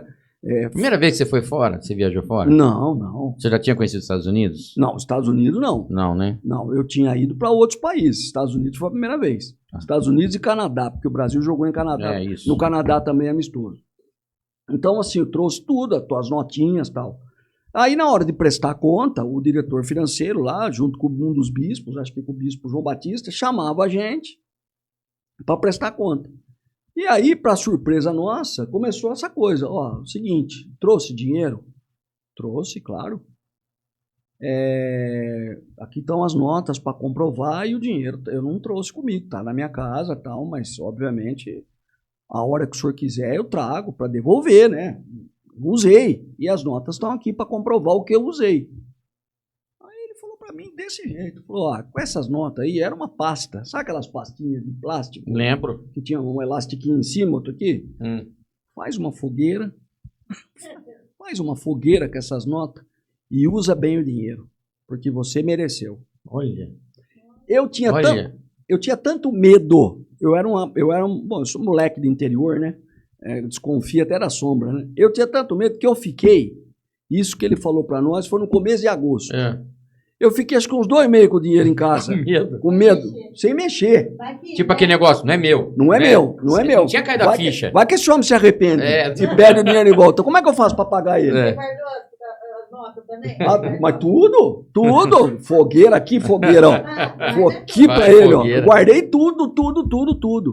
Quando chegou no começo, isso foi em agosto, setembro, quando chegou na metade de outubro, um pouco antes, acho, metade de outubro, é isso mesmo.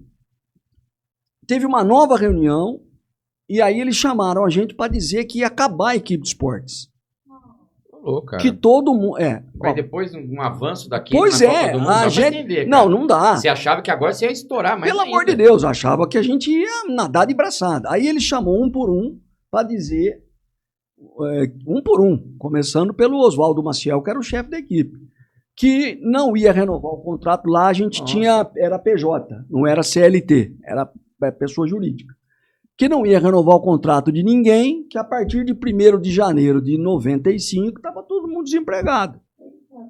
Nossa, isso aí foi uma surpresa, cara. Aí, caramba, aí eu voltei e falei com ele, falei, ô bispo, é o seguinte, isso aí não tem volta. Não tem volta, Oswaldo, não tem, todo mundo já está sabendo e tal. Ele falou para mim, inclusive, se você já quiser procurar um emprego e arrumar, eu vou pagar o salário de vocês até o último dia. Eu vou pagar 13º, vou pagar tudo certinho. Mas arruma emprego para você não pagar. Ele falou isso para mim, hein? Ele foi legal comigo, o bispo. Arruma emprego para você não passar a virada do ano desempregado. Olha aí. Você não virar 31 na hora do rojão lá, sem emprego. Aí eu voltei para Campinas. Aí arrumei de novo na Rádio Central, com o Carlos Batista, com o pessoal, e voltei para Central. Bolinha, era o repórter, Almeida Neto. Música que o povo gosta. Eu vou ali. E aí, ele era figura, não? Figura. Pô, gente boa demais, falecido já. Aí eu peguei e falei, bom, agora tudo bem. Aí falei para ele de novo, falei, bispo, e o dinheiro da Copa? Que dinheiro da Copa? Falei, o dinheiro que eu trouxe da Copa. Falou, tá com esse dinheiro? Você não fez nada? Tá cabreiro. Eu falei, eu não fiz porque eu não sei. Ele falou, pô, fica tranquilo, você quer que eu assine aqui um documento pra você? Ele ficou até meio ofendido. Aí eu falei, não, tudo bem, tá, beleza, tá bom. E de fato, comecei a procurar emprego e me mudei para Campinas. Aí eu voltei para Campinas, fiquei 95, um pouquinho para frente, 95 do ano, maio, junho. 96, e no início de 97, o Renato Leal era o chefe de esportes da EPTV, e a EPTV criou um programa, era o EPTV Esporte, que era depois do Sai de Baixo, lembra? Domingo à noite? O Fantástico, Sai de Baixo. Isso, e aí era 11 horas da noite. Isso. E aí eles queriam, na verdade, o que eles queriam? Eles queriam fazer um programa de esportes, mas apresentado por alguém que não tivesse que não tivesse experiência em televisão. E eu tinha 6. Olha só. Eles queriam alguém novo. Uma cara nova. Cara nova. E assim, eu tinha 6 meses na TV Bandeirantes. Na Olimpíada de 92, eu fiquei 6 meses na Band, mas eu fiquei 6 meses cobrindo, sabia que era temporário. Como repórter? Como repórter. Eu fiquei 6 meses na Band, em 92, mas eu sabia que eu não ia ser contratado, justamente porque eu estava cobrindo o pessoal que estava fora. Mas valeu como uma escola. Valeu, não. Eu fiz uma baita Olimpíada. Olha aí.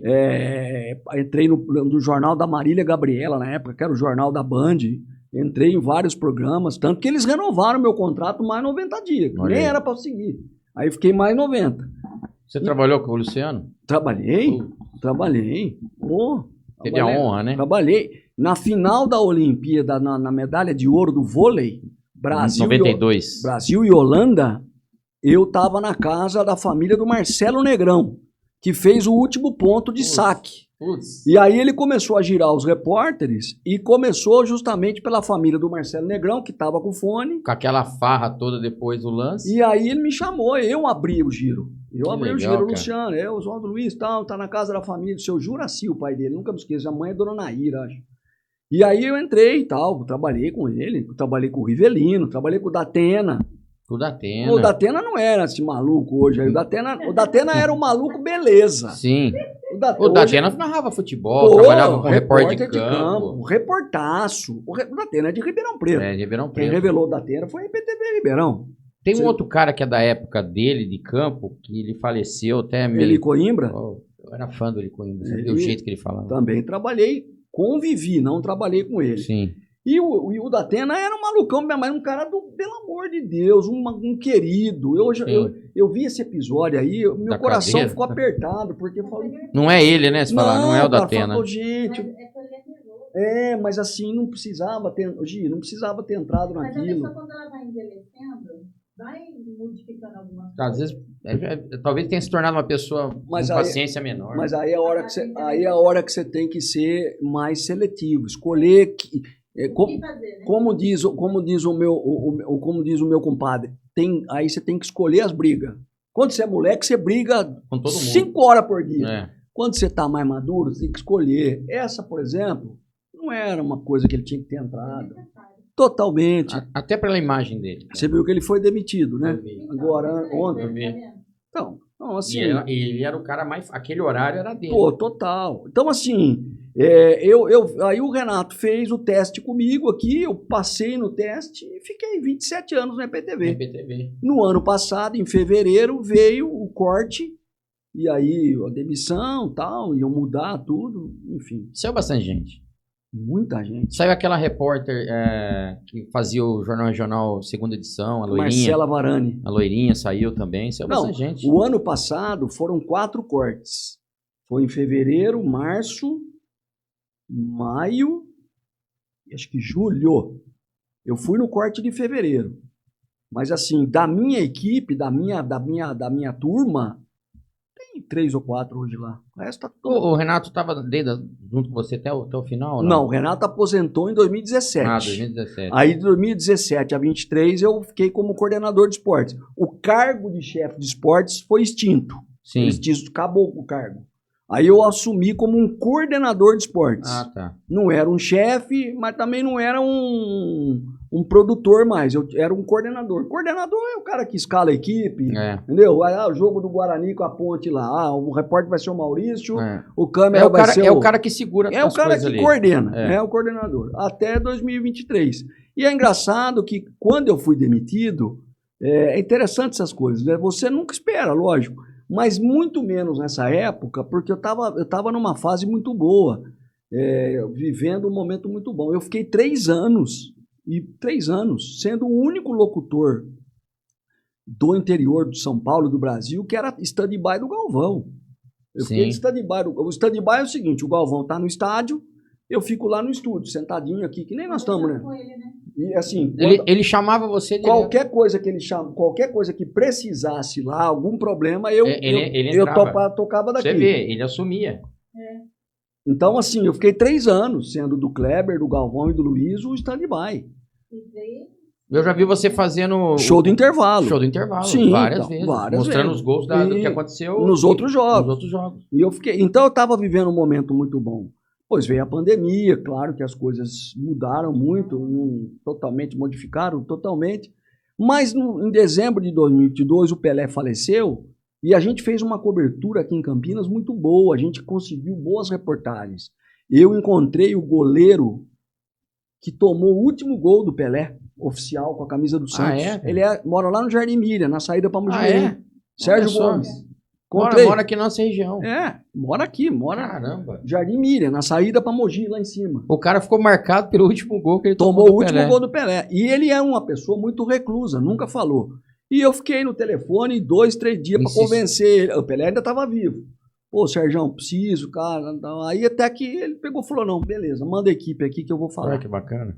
Então nós fizemos várias reportagens. Nós encontramos, por exemplo, recortes de jornais do jogo que o Santos jogou em Piracicaba. O maior parceiro do Pelé foi o Coutinho, que é nascido em Piracicaba, que é na nossa área de cobertura. Nós encontramos um historiador lá que tinha uns recortes do jogo que o Santos jogou com o 15 e eles viram o Coutinho jogando no 15 e depois o Coutinho foi para Santos. Olha aí. Toda essa história. Então nós conseguimos... Você conseguiu somar tudo, bastante coisa. Então nós conseguimos muita matéria boa. Então eu achava que, pô, caramba, quando me chamaram lá, nem imaginava que era para me demitir, né? Foi o ano passado? Foi. 13 de fevereiro. 13 de fevereiro. Gia, assim,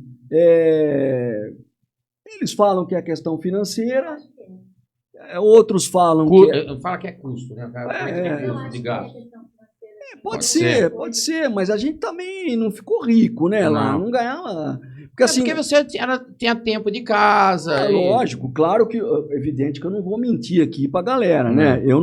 Eu com 27 anos de empresa, o meu salário era um bom salário. Que é natural. Eu tava entre os, sei lá, os 10, 15 salários mais altos. São 27 anos. Pô, 27 anos. E quando eu fui demitido, eu fazia todas as funções, porque você é coordenador de esportes, eu narrava, eu apresentava, eu produzia as matérias, eu editava, eu coordenava as equipes de esporte. Sem contar que ele narrava. É. Ele narrava na Sport TV. Exatamente. E já narrou também na IPTV jogos aqui. Você narrou derby, que eu assisti várias vezes. Muito, narrei.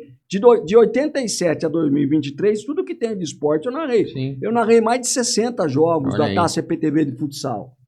Narrei corrida e integração umas 15, 20. Exatamente. Tudo que tem de arquivo lá tá com a minha voz.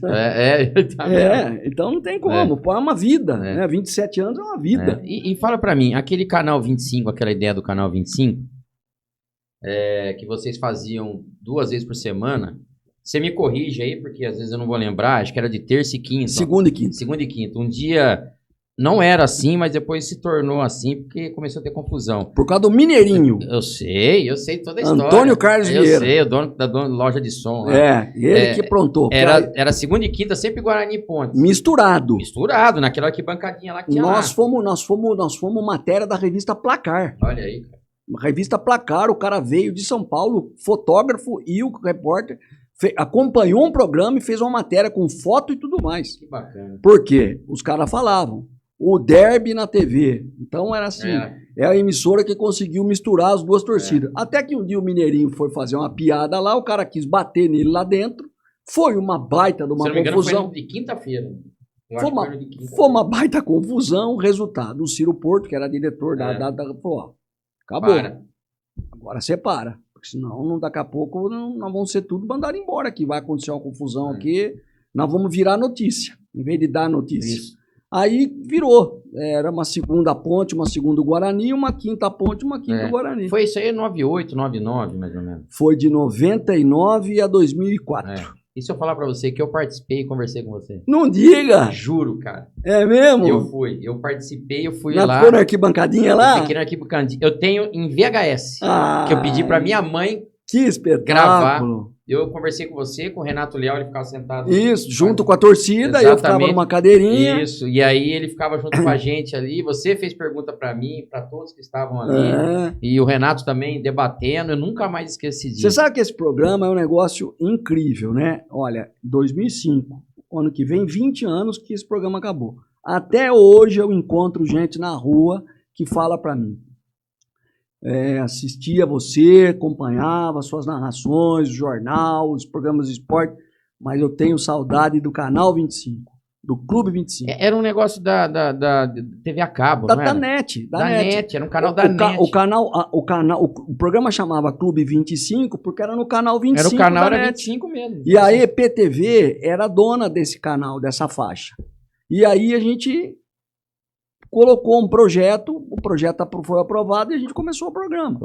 E assim, era uma estrutura enxuta, duas mocinhas que eram estagiárias, me lembro até hoje das meninas. O estúdio não era grande, nada. Você lembra que eram duas menininhas que ficavam no vidro do lado de lá, isso, pegando as perguntas? Isso. Era... Tudo no papel, viu, Gê?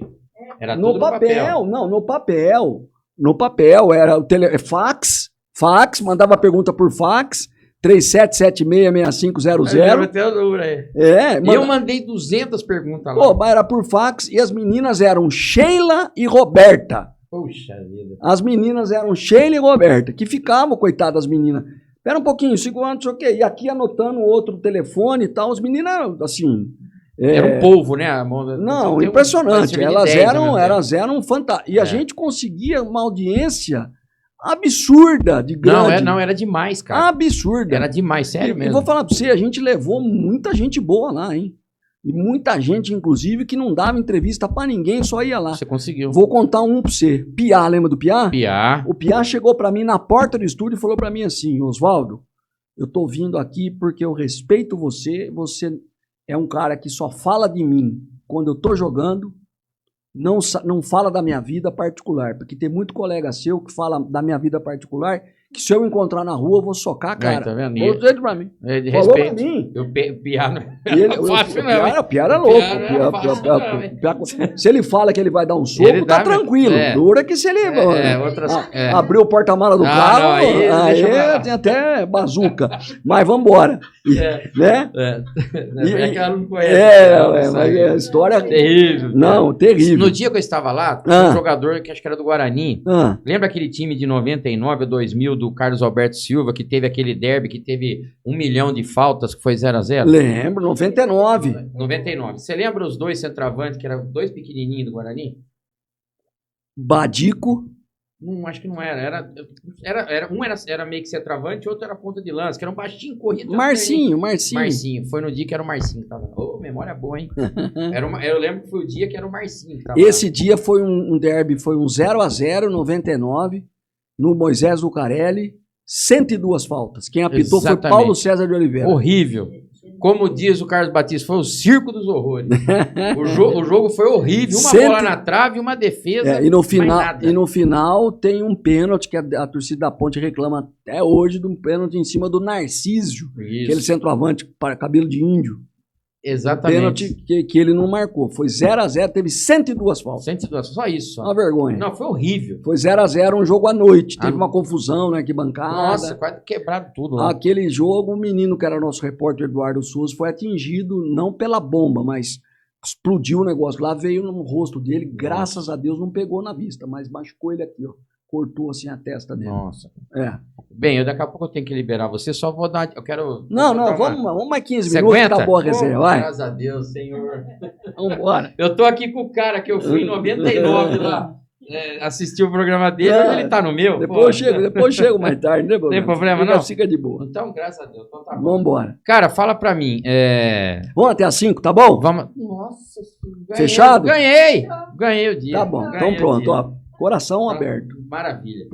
Fala pra mim assim, cara, você hoje, qual que são os projetos hoje do Oswaldo? O que ele tá fazendo pra galera saber? Porque assim, você sabe que eu acompanho o seu trabalho mesmo depois que você saiu da televisão, da IPTV. Sim. Né? Muitas pessoas conhecem o Oswaldinho lá da IPTV, muitos não entra muito em stream, não acompanha, Sim. Né? E muitos querem saber do Oswaldinho. O que o Oswaldinho está fazendo hoje? Onde o Oswaldinho está trabalhando?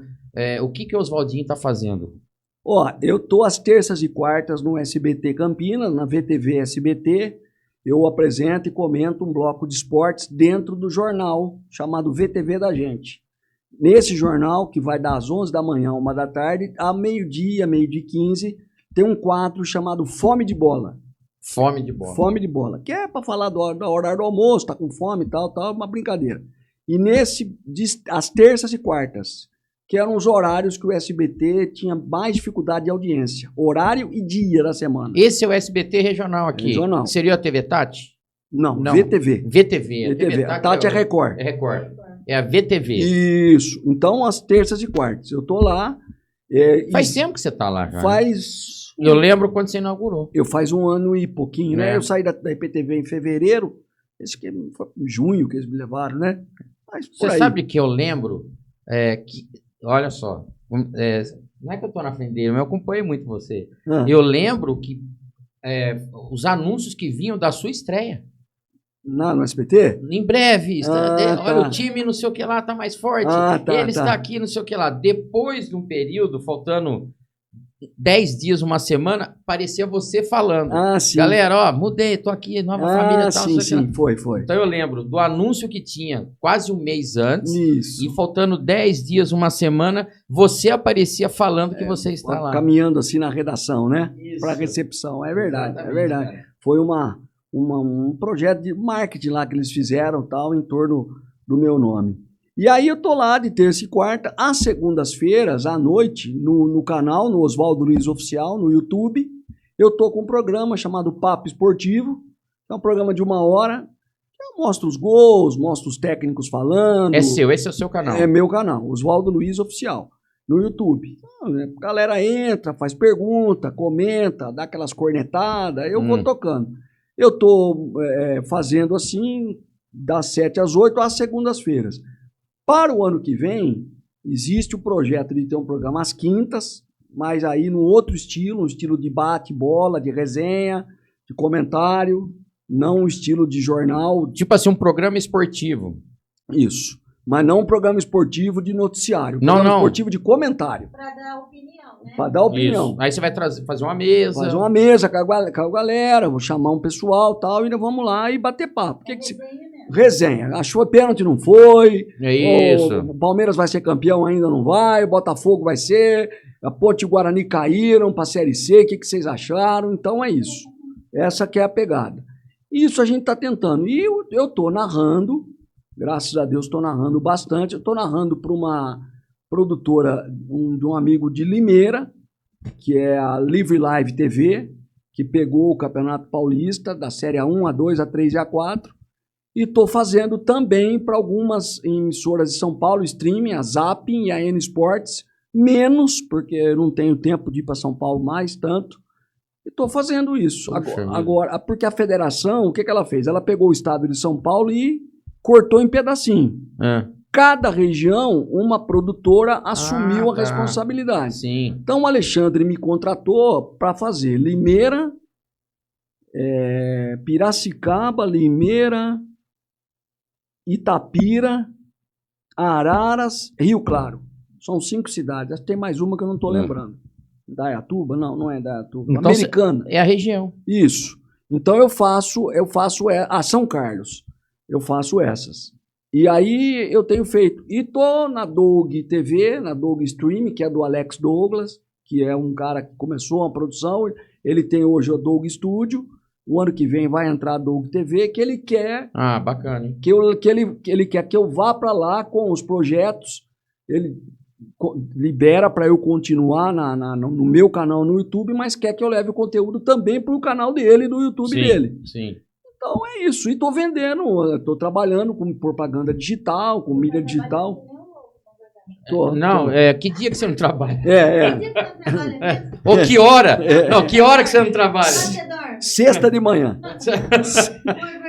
Hoje eu preciso confessar que hoje eu saí da cama, era 20 para as 9 da manhã. Nossa, tão cansado. Eu imagino, cara. Mesmo assim, vim para Campinas, gravei 3 propagandas para anunciantes, patrocinadores. O que eu faço? Eu uso o meu canal no Instagram para fazer publicidade. As pessoas me contratam, usam a minha imagem, usam o meu nome. Eu gravo no lugar, na loja de roupa, na lanchonete, no supermercado, gravo. Eu compartilho esse conteúdo com o proprietário, mas ele pode usar como ele quiser. Se ele quiser usar, por exemplo, como fornecedor, Água mineral, aqui LA. É isso. Então, por exemplo, eu faço uma propaganda, cito um determinado produto, se ele quiser entregar para o fornecedor e conseguir isso em forma de produto, de desconto, não tem problema. Então, estou fazendo isso. Tenho vários patrocinadores, graças a Deus, loja de carro, a Pano Bianco Academia, loja de supermercado, e vou indo. Ó, quem acompanhar você no Instagram, passa o Instagram pro povo aí. Osvaldo Luiz Oficial. Osvaldo com V de Vitória, Luiz com S, Oficial, tudo junto. E eu vejo ele no Instagram todo dia. Você vê? Você vê as propagandinhas lá, não vê? Sempre. Tá lá, sempre. Eu vi hoje de novo, você colocou tipo um story lá do Instagram que passa vários. Eu vi hoje cedo. E também dou notícia, né?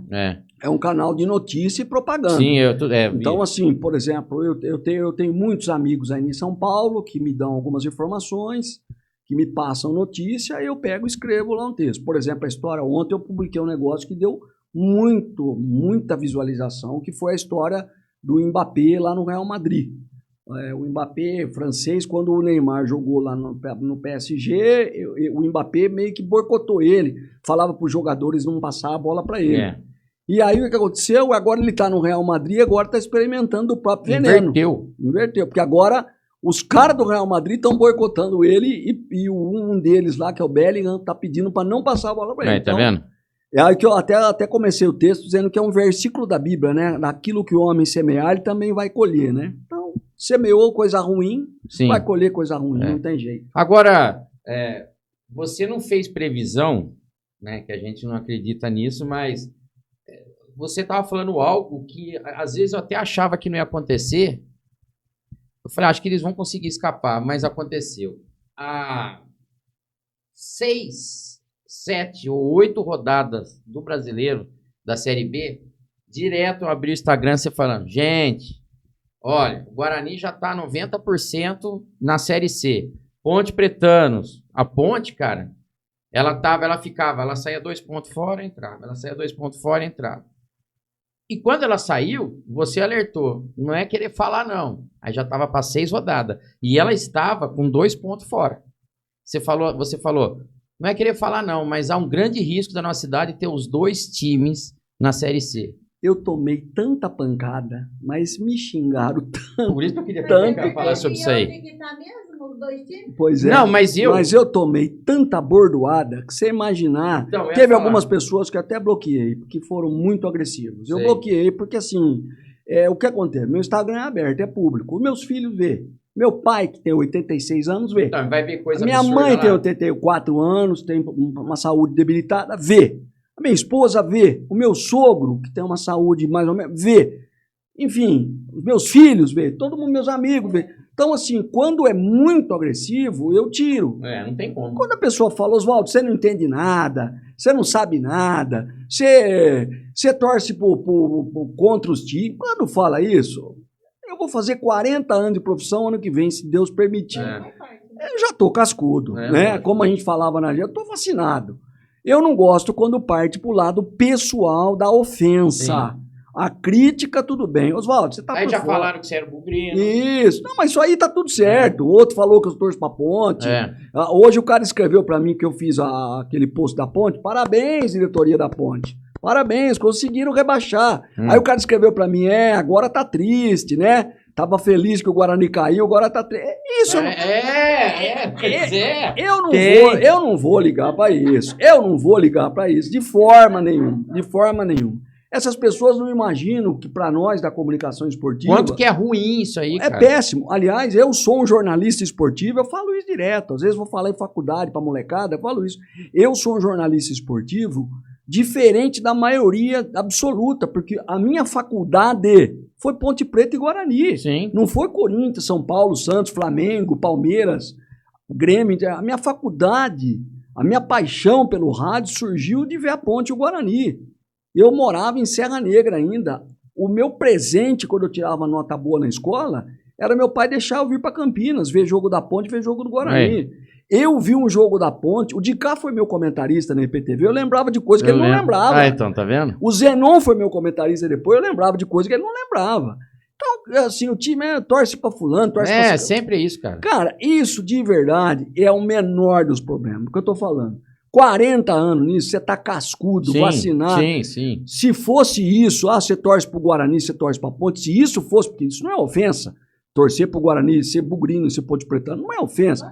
Claro que não. Então, assim, eu parto de um princípio que quando tá dentro desse contexto, tá tudo certo. Como o outro que falou, não sabe nada, não sei o quê. Não sabe nada, né? Você viu o teu time, tá né? por fora, tá tudo certo, tá tudo bem, né? Então, agora, quando vai para aquela coisa assim, igual um que escreveu que eu bloqueei. Mas você tá falando isso porque você tá levando dinheiro do seu quê. Aí, velho, você não tem que tomar cuidado, porque se você não se posicionar, você corre o risco de ser conivente com o que o cara tá falando. Quem cala consente. Então aí é uma outra pegada. Mas assim, quando eu falei isso no começo do campeonato, na metade do primeiro turno.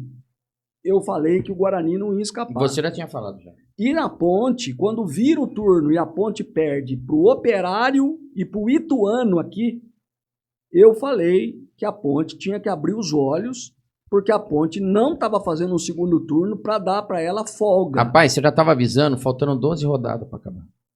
Aí depois eu vi, você entrou de novo, faltava 8. Depois você entrou, quando faltava 6, aí ela já tinha entrado. Quando a Ponte perdeu para o Paysandu 2-1, acho que foi numa terça-feira, eu entrei no dia seguinte no SBT, no jornal, falei, a Ponte deu um passo perigosíssimo para cair.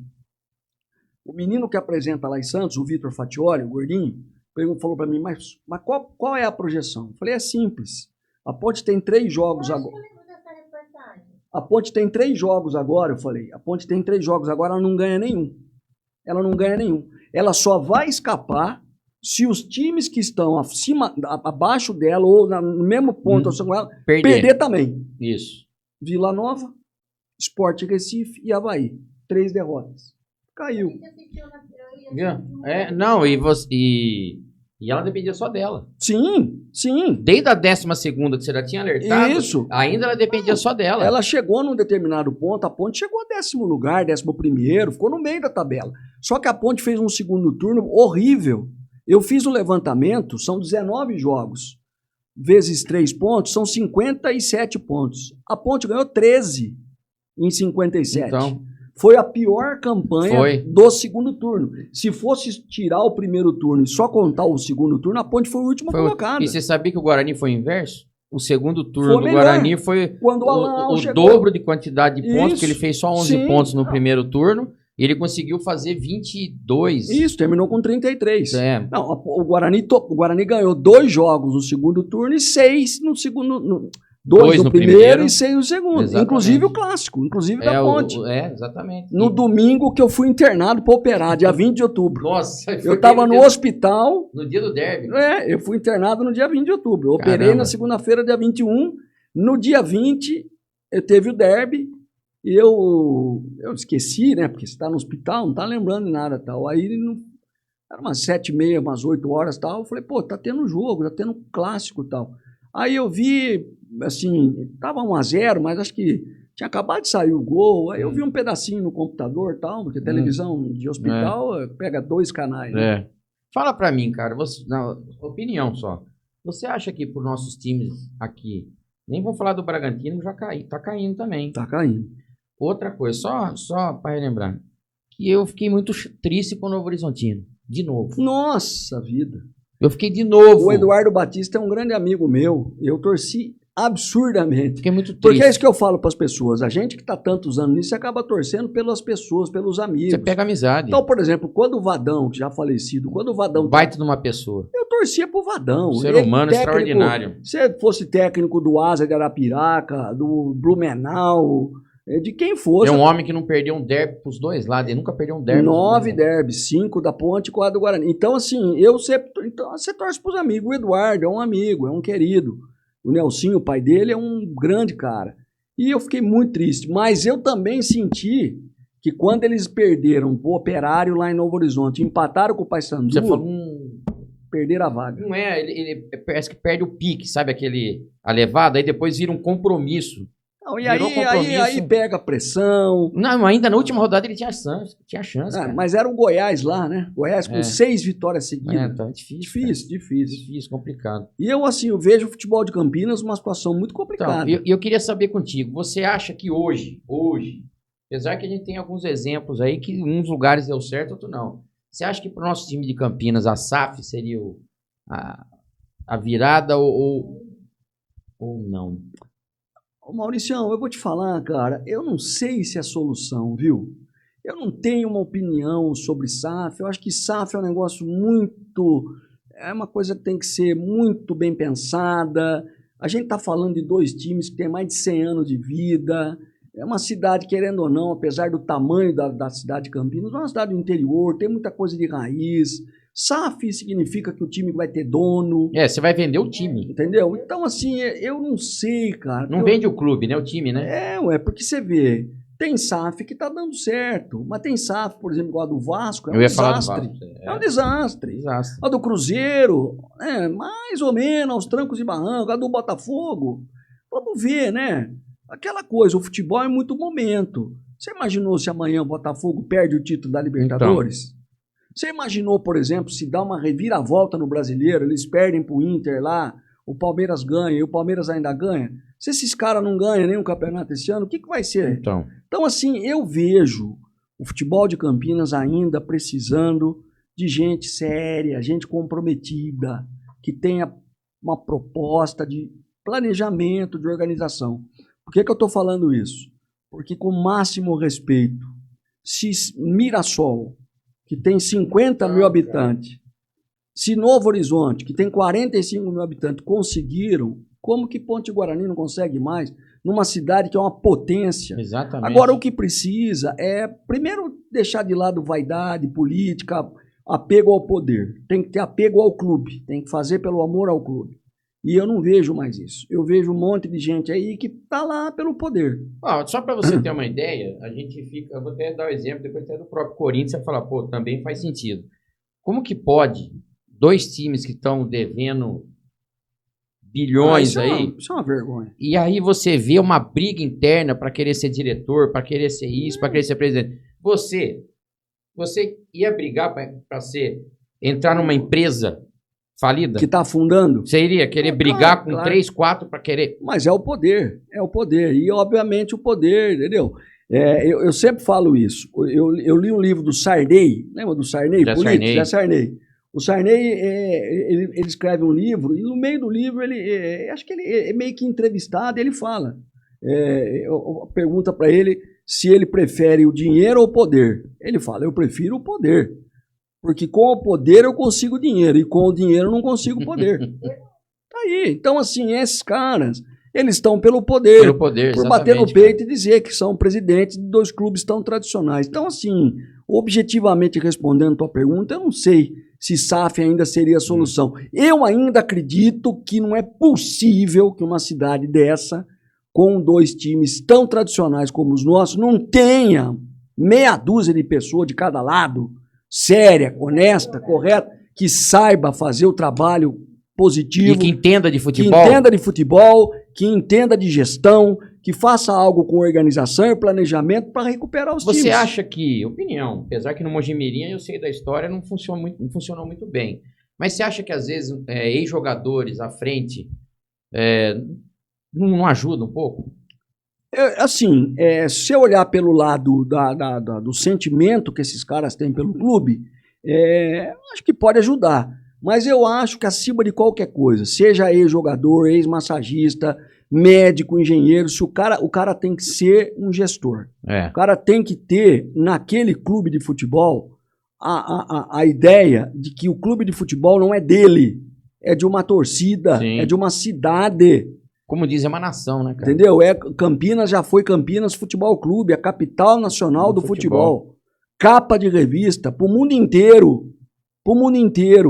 Então, eu não consigo ver de outra maneira, francamente, em relação a isso. Acho que a primeira qualidade, a pessoa tem que ser uma gestora, uma pessoa que conheça organização, planejamento, um projeto, um trabalho. Se for um ex-jogador, maravilhoso, excelente. Não é garantia, porque às vezes o cara foi um grande jogador, mas não foi um bom gestor. Como também um grande jogador não é um grande técnico. Exatamente. O Rivaldo, no Mogi Mirim, ele viveu os dois lados da mesma moeda. O Mogi fez uma parte muito boa, mas também depois afundou. Sim. Então, assim, não é garantia. O Juninho tá lá no Ituano ainda? Tá lá ainda, né? Esse ano ele caiu 2 vezes. Então, e ele foi tão bem no começo, né, cara? Então, mas ele caiu no Paulista e caiu no Brasileiro. E foi campeão paulista, em cima do Santos, né? Foi, 2004. Nos pênaltis, né? Foi. Então, de verdade, assim, eu lamento muito. Eu narrei muitos jogos da Série C esse ano, pra Zap em Esportes. Muitos. Então, né, vamos ver você de novo lá narrando. E eu quero fazer um alerta aqui pra galera que tá curtindo a gente aqui. A torcida de Ponte, a torcida do Guarani, se os times não se reestruturarem, não vai subir fácil. É um campeonato dificílimo, de times, de equipes com camisa. Você tem na Série C o Figueirense, o Náutico, o CSA, o Londrina. E de torcida? O ABC de Natal, o Botafogo da Paraíba, o Confiança de Sergipe. Você tem times assim... A própria Portuguesa também tá ou não? Não. Não, né? Não, Portuguesa não, né? O ano que vem tem Ituano, Guarani e Ponte, né? Ponte. E só pra você ter uma noção... A última vez que o Guarani caiu, ele ficou 4 temporadas na Série C só pra... E olha, alertar. Com todo o respeito, era um campeonato muito mais fraco do que esse, hein? Com certeza. Muito mais fraco. Esse ano, esse regulamento é um regulamento perigoso, porque você joga um turno só, 19 rodadas... Você tem que ficar entre os 8, aí vai para 2 quadrangulares, 4 para lá, 4 para cá, joga todo mundo contra todo mundo, só os 2 primeiros sobem. Então. E é traiçoeiro. Por que eu tô falando isso? Porque o Botafogo da Paraíba, que é dirigido por um menino aqui de Campinas, Evaristo Pisa, fez um primeiro turno maravilhoso, mas voou. Ficou entre os quatro, acho que 90% do campeonato. Pegou um quadrangular, pegou um vento contrário. Não subiu. E eles estavam até falando que eles estavam querendo mudar o regulamento da Série C. Sim. Para ser pontos corridos também, parece que não foi aprovado. Não, e aí ida e volta. Sabe o que acontece? É um campeonato que a logística é difícil. Muito longe, e a questão financeira não é igual né? Entendeu? Não é igual a CBF, não é Série A e B, que a CBF banca tudo. Então o cara sai, olha só, o cara sai, por exemplo, de Maceió e vai jogar em Florianópolis. Cara, 5 horas de avião. Então, assim, a estrutura financeira, com hotel, com passagem, é difícil. Saindo daqui pro Chile, acho que é mais perto, né? Pra Argentina, você vai e volta. Vai e volta. Outro, Brusque, na Série C, é diferente, cara. Sim. É diferente. Pra gente finalizar aqui, você não sei se você vai concordar comigo. Eu acredito o seguinte, cara. Guarani perdeu, e Guarani e Ponte Preta perdeu na base. Porque Guarani e Ponte Preta revelaram seus jogadores até final dos anos 90. De 2000 pra cá, só é jogador de aluguel, cara. Jogador de temporada. Todos esses caras que estão aí, amanhã vai embora, depois vem outro. Por isso que não tem estrutura nenhuma. Sim. Um time de Guarani e Ponte Preta tinha que ter no mínimo de 11 em campo, pelo menos 4 da base jogando. Sem dúvida. E o resto você põe uns veteranos ali pra levar os meninos. Mas você tem que ter pelo menos no mínimo 4 da base jogando em cada time. Aí o que acontece? O time já não tem estrutura para segurar os moleques. Hoje o moleque com 16 anos já tá com empresário. O moleque tá com 16 anos e já tá com a cabeça em outro lugar. Com 14, Maurício. Com 14, né? Então, aí como que você vai segurar? O time não tem estrutura para fazer um contrato para segurar esse moleque aí por mais 5 anos aí para ver se ele vinga no profissional. E aí vai perdendo tudo, cara. Amanhã você escuta o Oswaldo falar, a rádio, eu ouço muito futebol pela rádio. Esse fulano de tal tá jogando no Fluminense, ele foi da categoria de base da Ponte Preta. O fulano de tal que tá no Palmeiras, ele já jogou na categoria de base, começou no Guarani. Você fala, nunca vi esse moleque. Ué. Você perde tudo eles. É verdade. E isso, na verdade, o que aconteceu? Quando os times de Campinas deixaram de investir na base, eles foram contra o próprio DNA deles, né? A própria essência, Sim. né? Porque se você pegar, por exemplo... O maior jogador da história da Ponte Preta, o de cá, é cria da Ponte. Cria da Ponte. E se você pegar, talvez, o jogador mais histórico, mais importante da história do Guarani, o Careca, é cria do Guarani. Cria do Guarani. O Neto, cria do Guarani. E Evair, né? E aí você vai na Ponte, Oscar, Polozzi, Carlos Goleiro. Carlos, Valdir Pérez. Então, assim, Luiz Fabiano, né? Então, assim, quando esses times deixaram de olhar com carinho para a base... eles deixaram de olhar para aquilo que eles tinham de essência. Sim. De essência, de aquela coisa do, entendeu? É igual o cara que tem uma padaria e o melhor produto dele é o pãozinho que ele faz. Quando ele abandona de fazer o pão para querer inventar, de fazer a torta, o pão doce com não sei o quê, Pronto, acabou, perdeu a essência. Perdeu a essência. Acabou. Vamos aproveitar, deixa eu falar do nosso patrocinador aqui, que nós temos que pagar as contas. Manda ver. Qual que é? Xará Artes? Xará Artes, nosso querido Xará Artes que está aqui. Xará Artes, ele faz tudo feito em madeira, Olha que legal. Aqui onde você pegou o guardanapo que você usou, é feito em madeira, nosso porta-guardanapo. Dá uma olhada nisso daqui. Sim, hein? A qualidade que é feito à mão, à mão. Boa. Esse porta-copo que nós temos aqui, esse porta-copo é feito pelo Xará Artes também. Boa. Tudo feito por ele. Aí, ó. Essa prateleira aqui, que dava fogo, lindo. Feito pelo Xará Artes. Achei uma graça isso aqui. Falei pra senhora que eu cheguei. Então, exatamente. E muito ele tem bacana. Mais de 170 itens, está passando o Instagram dele aqui. O pessoal entra lá, tem os valores, tem as fotos. Ele acho que já está com 180 itens. É próximo do Enxuto. O Enxuto, supermercado Enxuto, então próximo da nossa região. Show. É que o pessoal não está vendo, mas aquele relógio feito de madeira é feito pelo Xará Artes. Top. E ele vai até a sua casa.